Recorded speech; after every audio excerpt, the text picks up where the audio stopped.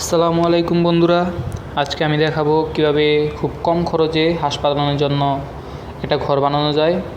অনেকে ভাবে হাঁস পালনের জন্য হাঁসের ঘর বানাতে অনেক টাকা লাগে, কিন্তু একটু বুদ্ধি খাটালে খুবই অল্প টাকায় সুন্দর ঘর বানানো যায়। এই ঘরটা আমি বানিয়েছি পুকুরের ওপর।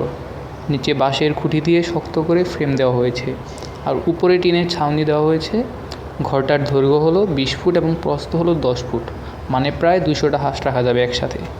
এবার আমি খরচের কথায় আসি। এই ঘর বানাতে 20 থেকে 25টা বাঁশ লেগেছে। প্রতিটি 100 টাকা করে হলে মোট 2,500 টাকা। টিন লেগেছে 7টা, মানে 7 পাতা। পাতলা যেই টিনটি ওইটি 500 করে হলে মোট 3500 টাকা।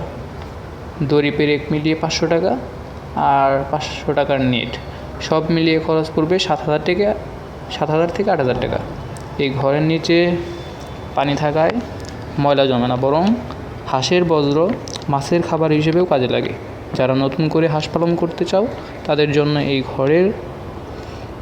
জন্য এই ধরনের ঘর একদম পারফেক্ট। কিছু ছোট টিপস নিচে দেওয়া হলো। ঘর বানানোর আগে মেপে নিও, যাতে উপকরণ অপচয় না হয়। বাতাস চলাচলের জন্য টিনের নিচে ফাঁকা রাখতে হবে। শিয়াল বা বিড়াল যাতে ঘরের ভিতরে ঢুকতে না পারে, তাই চারপাশে জালের বেড়া দিতে হবে। তো বন্ধুরা, আজকের ভিডিও এই পর্যন্তই।